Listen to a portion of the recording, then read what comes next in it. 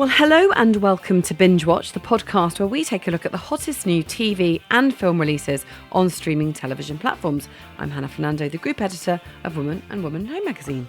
And I'm Ian McEwan, writer on What's on TV, TV Times and TV and Satellite Week magazines.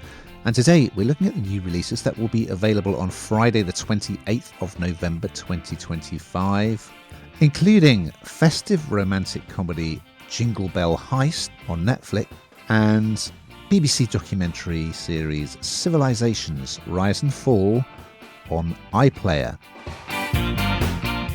And we'll also be looking at the brilliant Changing Ends with Oliver Saville playing Alan Carr, of course, and also Prisoner 951, BBC One documentary, or drama, I should say. There was a documentary running alongside as well. But first, Ian, what is in the news?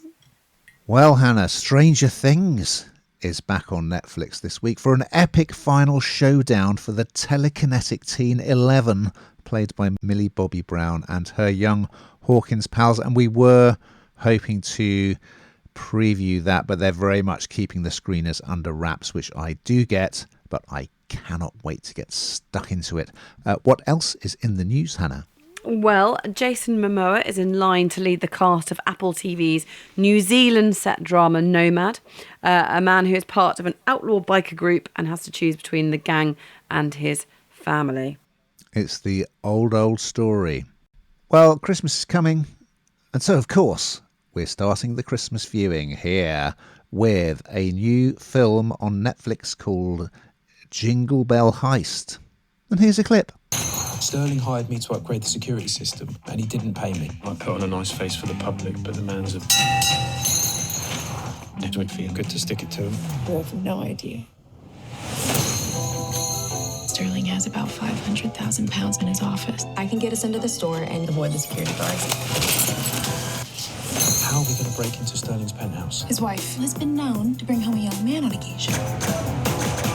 You just gotta get an invite up to the penthouse, get the fob, and then leave. I'm going to need a tux. Well, this is a strange one, Hannah.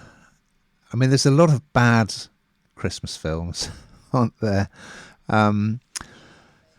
It's a thing. It's got some of my favourite people in it. Let's start by saying that. So you've got Peter Serafinovich plays this wealthy owner of a department store, Maxwell Sterling. You've got Lucy Punch from Amanda Land as his wife. Cynthia. The two stars are Connor Swindell's, yet another graduate of sex education who's been doing very well for himself. And Olivia Holtz plays Sophia, who is a shop worker. Okay, so it's all shot in my manor in South London, Hannah. So it's quite nice. I enjoyed looking out for the locations. Anyway, the gist of it is Sophia she's a bit light-fingered. She's good at stealing things. And Nick, for reasons that become apparent, he's a mobile phone repair guy. Long story short, they team up to try and pull a heist. Yes, that's right, on Christmas Eve. What could possibly go wrong? So I really like the way Connor Swindell's plays this, because he's very good at looking really kind of confused and nonplussed, and just he's really underplaying it. It doesn't feel very rom-commy at all in a way, whereas she's very kind of bright, breezy American. Peter Serafinovich, who is hugely talented, I kind of feel he's wasted in the rather thinly sketched baddie role. I wanted to like it. I did like some things about it. It just looks a bit weird. Like the interior of the department store, it looked so like a set. It's not like any department store I've ever been inside, I must say. And yeah, there were at times some of the dialogue was, a bit dodge. But yeah, there was plenty in it that I did enjoy. And seeing as it's filmed in South London, I want to get behind it. So yeah, I think it got me in the Christmas mood. It's just good fun. You do have to suspend your disbelief, of course, because it's a sort of Christmas caper heist movie. But yeah, there's lots to enjoy, even though I had a few reservations. But I don't want to be the Grinch. So I'm going to say, yes, I liked it. What did you think, Hannah? To be honest with you, Ian, I absolutely love Christmas movies, and I don't really care. I'm a bit like Amanda Holden. I absolutely do not care You are. how rubbish. Well, perhaps only in this way. So many ways. But no, actually, I don't have such a good body as her, and I'm not always in a bikini on holiday, actually, which I'd like to be. I'd like to be more like Amanda Holden.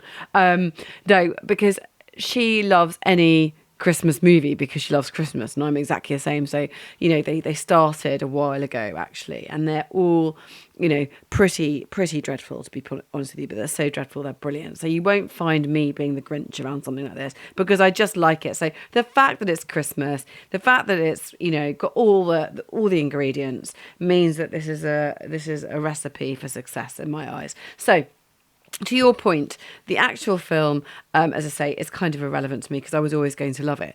But it is a bit odd. If I'm really going to kind of, you know, look at it and be constructive about criticism, it is a bit odd. The thing that I do find interesting with these kind of things, though, is that when someone does something they shouldn't do, but in this situation, you know, she's cash strapped. She wants to do this heist. It's where she works.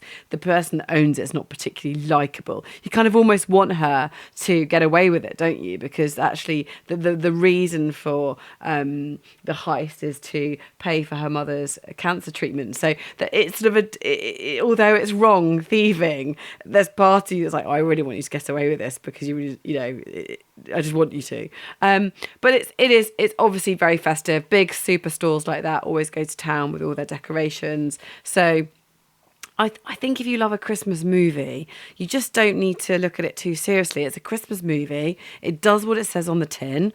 It's new rather than watching some reruns. So let's get excited about that. Keep making it, Netflix, please. So yeah, go for it. Watch it. Fill your boots. Humbug. Right. You've got to say 2025 will be remembered for many things, but not least for being the year of Alan Carr. And it's ending on a high note because his autobiographical comedy, Changing Ends, is back on ITV1 and ITVX. And here is a clip. So this was it. My libido had gone full throttle. Oh, who was I kidding? I was there for Jake. You're funny. Oh. Alan. How was the rest of your weekend? We're playing Never Have I Ever. Oh, God. He's elegant, isn't he? Like a gazelle. I've really noticed. I can't believe this is the third series. I remember, I think I said to you last week that I know Oliver Saville. He went to school with my daughter, and I know the family, and he's just done so incredibly well. And I remember all this starting and the press release coming and me thinking, oh my goodness me, he's got this amazing part. He was always really very good at what he does. But this has just taken him to another level, of course. And the way he portrays Alan Carr is just so incredible. But of course, he's grown up, hasn't he? He's 16 next year. And this is the third series, as I say. So you're now seeing young Alan, played by Oliver, in this kind of teen turmoil. And you're seeing those teenage years. And I was reading an interview with him, and he was talking about the fact that his voice is breaking in this one. So because things change as you get older, you know, you're going to become more like the character. Or you're going to be able to still do the same voice, I suppose, portray Alan Carr. Of course, Alan Carr's fresh in our minds, isn't he? Because he's won The Traitors. Everybody's been kind of, you feel like you know him, I suppose. What's that word that went into the dictionary last week? Parasocial. Even if you don't know him, you feel like you do know him, and that's kind of what you've got with Alan Carr. So this is the teenage years. We see the love life. We see a different side of Alan Carr. All the clashes that we're all dealing with. If you've got teenagers, you'll know all about it.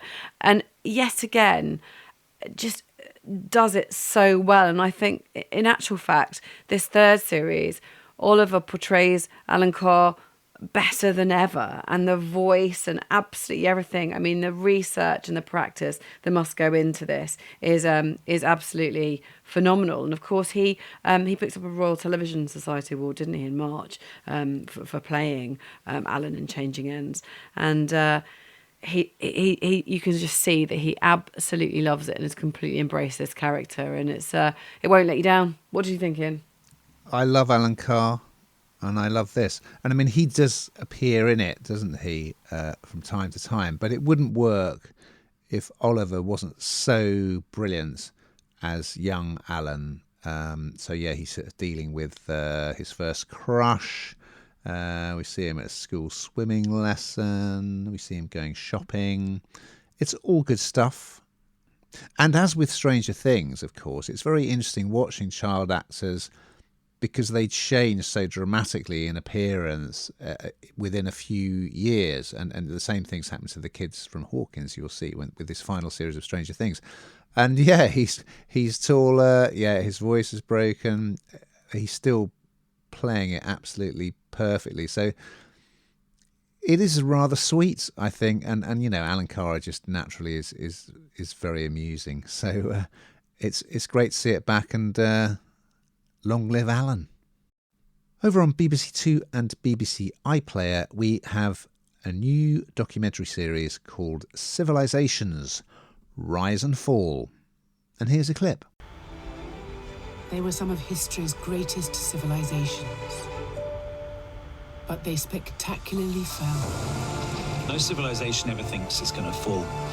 Discover how and why through treasures left behind. Our world order will change. I don't think we should ever think that we're immune. This is the kind of thing that the Beeb, which has been taking quite a bashing recently, it's one of the many things it does superbly well. And so what they've done is they've chosen 4 empires that crumbled. But we start with Cleopatra, and I mean, I don't know that much about Cleopatra. Obviously, I know about Julius Caesar and Mark Antony, her involvement with them, bathing in ass's milk, killed by a snake bite, Elizabeth Taylor. That's about it. So this goes into a lot more detail about sort of the dynasty that Cleopatra came from and its history. I mean, it lasted for thousands of years, and she kind of spelled the end of it. She was beset by all these kind of calamities. Okay, a threat from her brother Ptolemy VIII, and there was a civil war. There was a great big volcanic eruption which ruined the economy because it all depended on the River Nile and its flood cycle. Tried to create this alliance, first with Julius Caesar and then with Mark Antony, and yes, ended up taking her own life, of course, rather than being taken prisoner because she lost a war with the Roman Empire. And the interesting approach, because what they've done is to tell the story. They've chosen all these artefacts throughout the series that are from the British Museum. And of course, there are experts. And in episode 1, they include a statue of Ramses II, some coins, the Rosetta Stone, which is a famous slab, which helped us discover how to decipher hieroglyphics. So yeah, you will learn a lot. Often dramatic reconstructions in documentaries, historical documentaries, they can be a bit ropey, can't they? But these are good. It's great. So yeah, I learned a lot, and I will watch the other 3. What did you think, Hannah? Exactly that. You learn a lot. That's the whole point, isn't it? I think I kind of, it's very unimpressive, my historical knowledge of these things, it turns out, when I watch things like this. And I realise how many huge gaps there are. And we kind of just know the things we know, I suppose, the things that are sort of heavily publicised. But as you say, the experts involved in this, the things you see really kind of tell the story. And also quite a sad story, really, isn't it? I mean, it's really sort of turbulent, that reign. And again, I don't really think I saw it like that, but it was really, really, really tough and hard. So if you like sort of history, but you kind of feel like you've got a potted knowledge like I do. In fact, I feel like I really didn't know an awful lot at all. This will really help you out, and it's really interesting. Okay, we're going to finish on the BBC iPlayer once more. So we have a new drama called Prisoner 951, which I'm going to play a clip of, and an accompanying documentary. So yes, here's a clip from the drama. Hello, my love. Can't wait to see you. Both of you. Nazanin Zaghari-Ratcliffe. We've been told there's a problem with her passport. I think you need to view this as an abduction. Foreign Office has advised me to do nothing. Another lie, another game, and now she's God knows what. Did she get this? Did she travel to the end? Where is she now? Yes, as you say, there's two, isn't there? There's the drama and then there's the documentary. Now, this feels like a while ago now, but once you start to watch this, if you watch both of them, I think you'll find it fascinating. When Nazanin Zaghari-Ratcliffe was arrested in Iran, she was over there with her daughter Gabriella. I think she was under 2 years old, the daughter, and she was going to visit her family. And she was at the airport to come back to Britain to see her husband, who was in the UK. And as she was returning home from this family holiday, she was arrested. Now, in the documentary, there's actually an awful lot of footage, which you can see it in sort of real time, this happening. And it's just her being, you've got the wrong person, as we all would be in a situation like that, I'm sure. I think you've got the wrong person, it can't be me, what are you talking about? They promised that she'd be released the next morning. Well, of course, she wasn't. And in fact, she was put on trial and sentenced to prison. And it was these trumped-up charges of plotting to topple the Iranian regime. Now, when you watch the documentary, or in this case the drama, where they talk you through the whole thing and show you exactly what happened, the reality of this seems to be that the British government owed the Iranian government some money. Now, they use footage from the news at the time when Boris Johnson was spoken to about it, and he uttered the words, she was just, this is ridiculous, she's just something about, she's just teaching journalism. Well, of course, that caused a huge issue as well. And whether you watch the documentary or the drama or both, I suggest you watch both, you can see the emotion in every part of this. It's absolutely, you are in it immediately. So with the drama, obviously there are actors playing and telling the story of, whereas and then the dreadful tale of her ordeal and her struggle of her husband Richard to bring her home. It's a 4-parter, the BBC One drama, and it's every scene is just emotionally loaded. I think even for the actors playing it, it must have been really hard to do it. She was put in solitary confinement for 9 months, and her daughter's growing up without her. Her husband went on a hunger strike. I mean, this made headlines all the time, and yet I kind of had to be reminded of what had happened. And then, of course, where they are now and what's happening now. It's an incredible tale. You learn an awful lot. It's incredibly sad. The family's complete disgust and disbelief at the British government, who felt they didn't have their back and didn't do enough for them, and want to kind of speak the truth and the idea that freedom is being able to speak out and say what actually happened. So this is incredibly interesting. I think you should watch both of them because they're brilliant in their own way. And for those actors in the drama, I think it must have absolutely taken out of them. I would think they slept for a week after doing that, because it's just so highly loaded emotionally. What did you think, Ian? Well, I just watched an episode of the drama. It's a hard watch, I've got to say. Joseph Fiennes and Nargis Rashidi are excellent, but it's a story that will make you so angry because, it's, for starters, it's like a Kafkaesque kind of nightmare, because she's being held in Iran, but everybody knows everybody knows she hasn't done anything wrong, but there's nothing she can do to convince, well, to gain her freedom. She's just completely at the mercy of this regime. And of course, I mean, it's never been officially confirmed, but what had happened was Britain owed lots of money to Iran for this arms deal and had just refused to pay it, a lot of money. And that was the reason she was being held. And the British government just dragged their feet. You see Boris Johnson in it, you see Liz Truss. I mean, they, as much as Iran, are to blame for what happened to this poor, poor family. And yes, by coincidence, on the day she was released, the debt was repaid. So yeah, I just found it infuriating to watch. This poor family went through absolute hell, and it was as if just no one would help them. Everyone was dragging their feet. Everyone was denying everything. Just horrific.